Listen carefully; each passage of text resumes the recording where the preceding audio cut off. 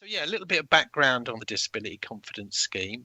It was launched in November 2016, and it's to support employers in making the most of the talents disabled people can bring to the workplace, and to help give employers techniques, skills, and the confidence to recruit and retrain and develop people with disabilities and long-term health conditions. And in the longer term, and we've heard this from the speakers earlier on, we want to see this scheme recognised as the standard practice across all of industry, and have recruitment viewed as an inclusive process based on ability, not disability, as the norm. We want disability confident employers to help challenge attitudes towards disability and improve understanding, remove barriers, ensure that opportunities available to disabled people to fulfil their potential and realise their aspirations. And there are currently more than 20,000 disability confident employers and over 11 million paid employees working for disability confident businesses. And that's great, but there's still a long way to go. Between October and December 2020, 52% of disabled people of working age were in employment, compared to 81% of people who are not disabled. So there's an employment gap there of 29%. It was slowly moving and getting better pre-pandemic, but now it's slipped back the other way, and we need to address that. And in addition, 80% of people acquire their disability whilst they're in work. So clearly there's a need to recruit more disabled people to ensure that that pool of untapped talent isn't overlooked, and to ensure that businesses do all they can to retain the talent they already have. So we've talked a bit about different levels. There are 3 levels in disability confident: committed, employer, and leader. And today I'm just going to concentrate on that first level, committed, getting started. So let's take a moment to look at what that means. So when you become disability confident committed, we ask you to work towards. So notice I stress that, work towards. You're not going to just sign up and suddenly be. We want you to work towards it, and there'll be lots of help and support along the way. You've heard from some of the earlier speakers there of all the help and support they got from CTEC Plus as an example. We're there to help. Everyone's there to help you achieve what you need to achieve. So first thing, look at your recruitment process. What could you do to make it more inclusive and accessible? So, have a look and make sure you're not discriminating. Make sure your job adverts are more accessible by providing them in a range of formats, for example. Look at how you communicate and promote your vacancies. They can be advertised through a range of channels. And we ask that you make sure you use your disability confident badge to let potential job seekers know that you're an inclusive employer.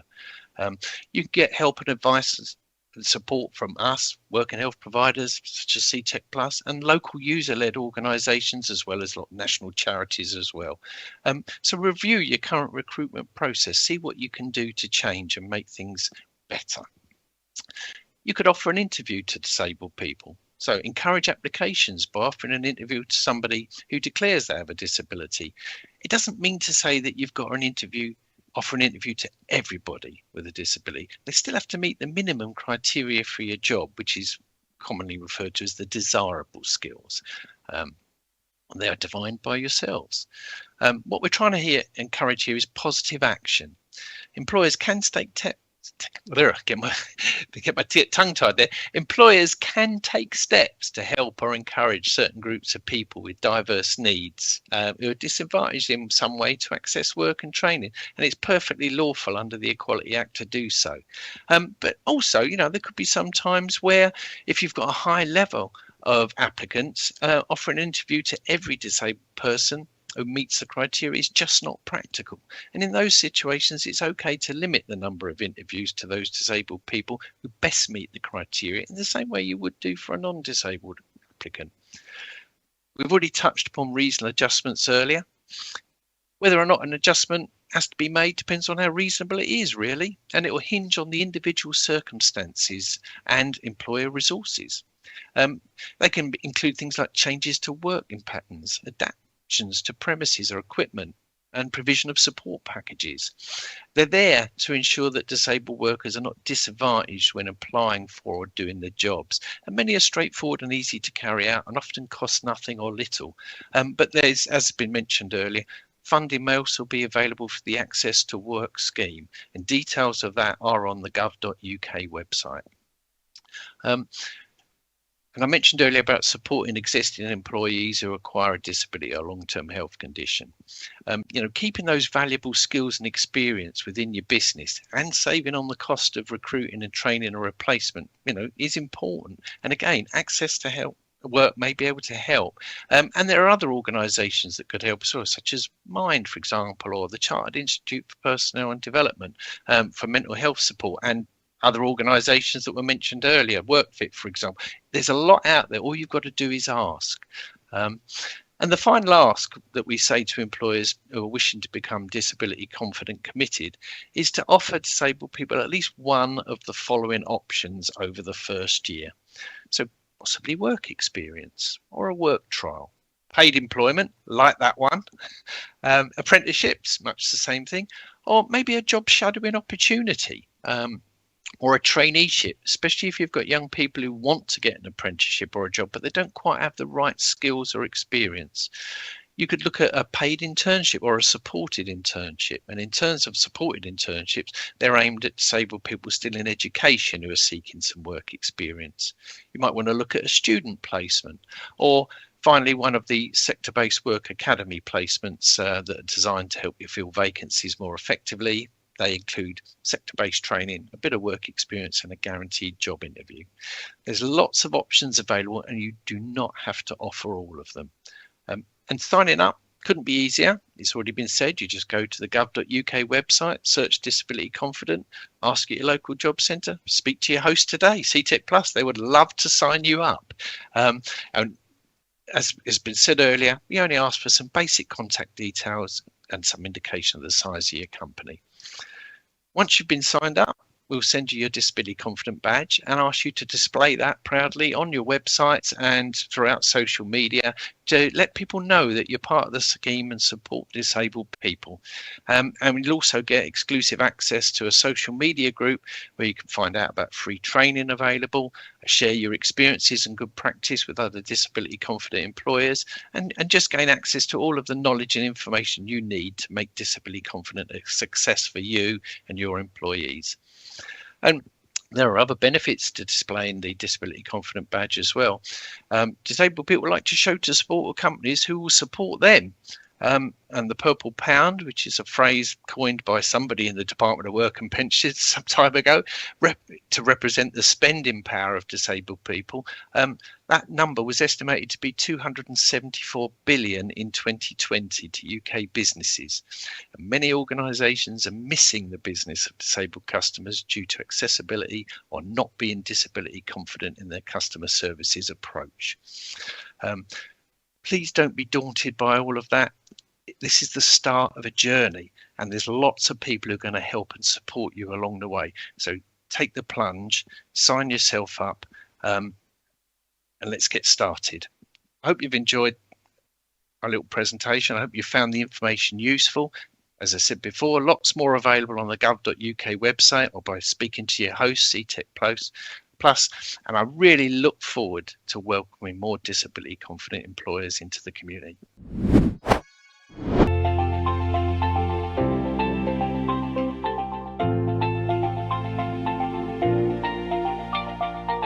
My name's Stephen Binfield. I'm the manager of Urban Cleaning, and I oversee all the day-to-day and running of Urban Cleaning Limited. Hi, my name is Dave. I'm a professional cleaner, but then I also do maintenance, tipper work and labouring as well. So I've got many roles with Urban Cleaning. My name is Kane. I'm a commercial cleaner for Urban Cleaning Limited. My name's Jeff Squirrel. My job role is driving the tipper van for Urban Cleaning. So for us, it was a way of tapping into a market that we didn't at first realise existed. We as a business, like most businesses, struggle to recruit staff and good staff. And then by being made aware of CTEC, and after 6 months a year, I realised that there was a massive market of people that were willing to work but just needed the chance to do the job with some adaptations, and that enabled us then to have an easier way of finding recruits and growing the business. And that's the reason why we chose CTEC Plus. About 6 years ago, I nearly lost my leg in an accident. So I had to have multiple operations on my leg, and so it's very close to it being chopped. So the job centre put me in touch with CTEC, and then that's when I discovered about urban cleaning. Yeah, they were really considerate. You know, they understand. Like, I was struggling to walk. It was very painful at times. So they were understanding. CTEC and urban cleaning was very understanding. But since I've managed to gain work, it's made my leg even stronger because I'm on it every day. So it's a good thing. It's really good thing. Well, in the past, I suffered from mental health disabilities and that sort of thing. And I found it hard. And I like, you know, getting out there, getting myself out there, you know, doing different things and that. But then since I got in touch with CTEC, what I got introduced to by the job centre, they were absolutely brilliant. They got me doing so many courses, and they got me just doing all sorts of things. I've had a few problems in my past, and a lot of people didn't want to give me the opportunity to prove myself. I've worked for a lot of companies. I've got a lot of different certificates for different things I've done, but no one was willing to give me that chance. Steve's given me the chance and been happy for 10 months. I've had 2 people from CTEC Plus, Jane and Hannah. They both went out of their way to help me.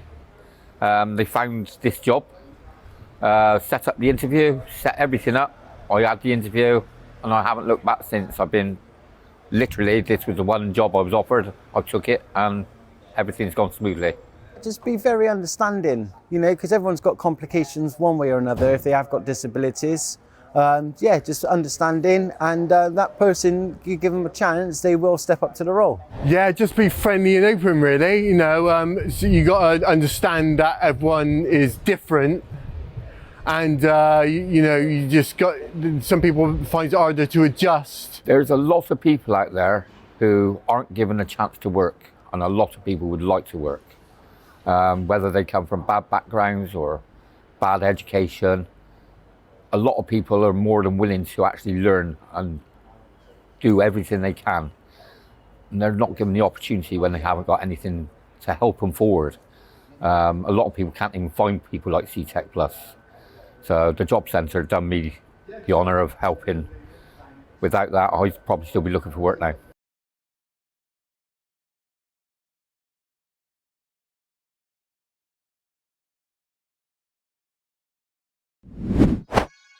John, as I mentioned before, is one of the disability employment advisors with Job Centre Plus. And John, I believe you're looking to do a presentation on reasonable adjustments and access to work. Yeah, I was asked to do that. I mean, how do I follow that from Karen, really? You've just said everything I would really want to encapsulate, Karen, as to good practice and really sort of the social and inclusive model of disability that we now have. You know, it's all about reasonableness, and you've made some fantastic points there. So I do have a slideshow about access to work, and sort of I will read through the slides and then sort of elaborate a little bit more on that as to what access to work is and what that might mean for organisations out there and how you could possibly use that. So the first slide, access to work, making work possible. It's Access to Work is a grant that supports people with health conditions or disabilities. It provides individual practical support and advice to help to overcome barriers at work. It helps people with all types of disabilities, including mental health conditions. Access to Work grants may help with additional costs beyond, as has now been discussed, reasonable adjustments. Employers may be asked to contribute towards the cost of one-off support. And I'll just expand upon that a little bit.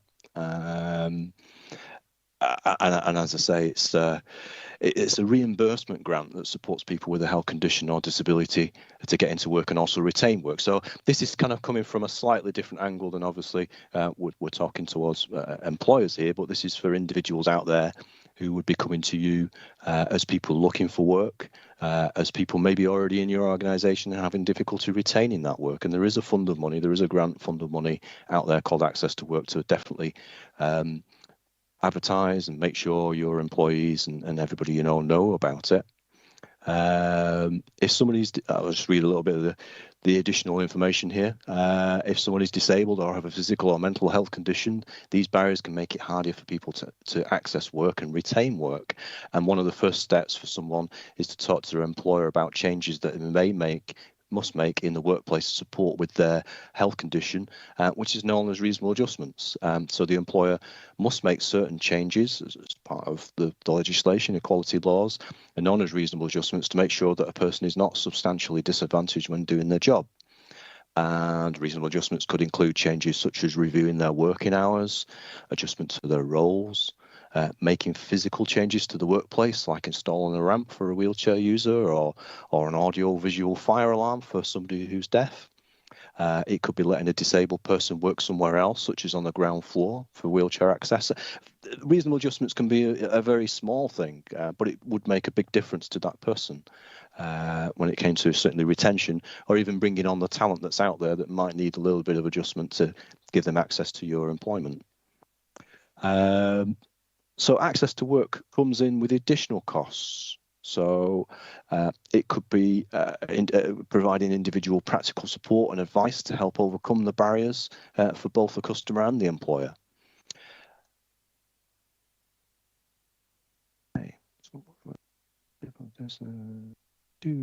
And I think some of the rest of the points that I've got here actually been ably sort of covered by Karen. So I'll move on to the next slide, please, and I'll read that slide and then add some additional onto there. So there we go. I'm flicking between two different screens here. So I'll come on to what could access to work pay for. And as I say, this is beyond the reasonable adjustments that we hope that an employer would put in place. So that would be specialist equipment or adaptations, a support worker or job coach to help in the workplace. It could be a disability awareness training for colleagues. That can be done. And it has been done. A communication support at a job interview or in the workplace. It could be the cost of moving equipment following a change in location or job. It could be travel support to work for those who cannot use public transport, which may include taxis.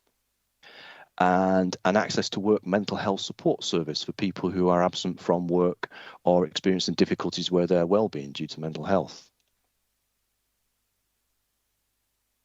Okay, sorry, just a message from the chat there. And customers may be asked to resource 3 quotes, and grants would be determined based on the most cost-effective solution. Again, it is a grant system. Obviously, we'll always look.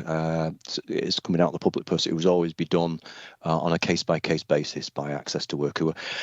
Just as an addition then to the slide, Access to Work is administered by a separate team, a national team. Access to Work advisors would get involved, and it's all available online. As far as I was aware, there was going to be a ticker at the bottom of the presentation with the contact details.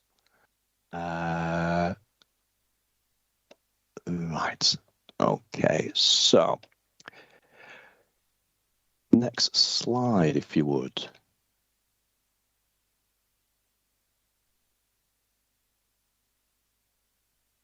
Eligibility. There we go. So just to read out the slide for you. So eligibility, who can get help? To be eligible for access to work, people applying must have a disability or health condition that affects their ability to work. It means that they have to pay work-related costs, so specialist equipment or travel costs. They've got to be over 16, and they've got to be about to start paid work in England, Scotland or Wales. And for the work part of the eligibility, one of the following must apply. They must have a paid job or be self-employed, have a job interview for paid work. There is some extra things I'll talk to you about, and about to start a job or work trial or starting work experience. So that's the slide. Sorry, I've been asked to run through each slide with you. To be eligible for access to work, people can apply for who have got a disability, and as I've said. Interesting around the sort of interview, if you have applicants who are coming to you who needs, for instance, a British Sign Language interpreter, then that could be funded through Access to Work. And certainly if you have somebody maybe who is coming to you, but maybe you want to try them on maybe a work trial first of all, then Access to Work could actually have a look at putting into place a support worker and funding that one of the persons even doing a work trial with you. Okay, next slide, please.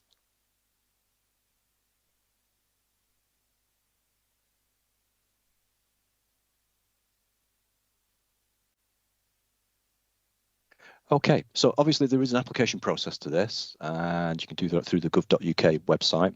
And once the customer has applied to an Access to Work, advisor will contact them to discuss what help they couldn't get. As I said earlier, there's a team that does that.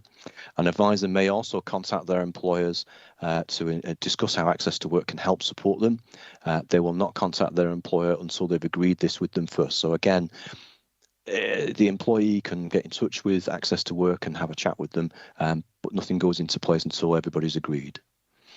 A specialist assessor may contact you and the employer to assess your needs and discuss appropriate support and provide a detailed report to determine the best support.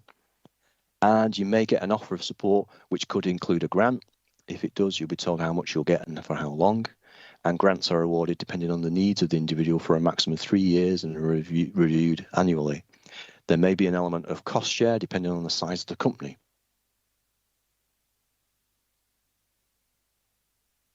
Okay. Next slide, please.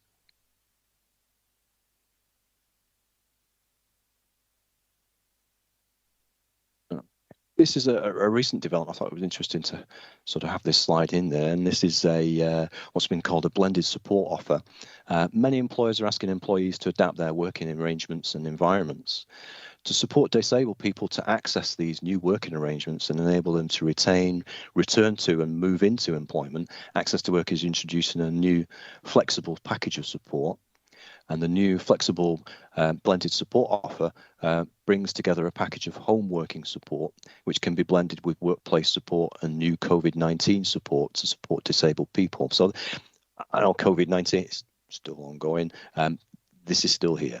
So the blended support offer is 3 strands of dual site working, COVID support, including PPE and social distancing support, and home working support offer. So this was something we were still given as an option for Access to Work, and can help with if people have a health issue and they're being asked to work on a different site or they're being asked to work from home, then Access to Work could look at some additional support for them if everything else has been done up to reasonable standards by the employer.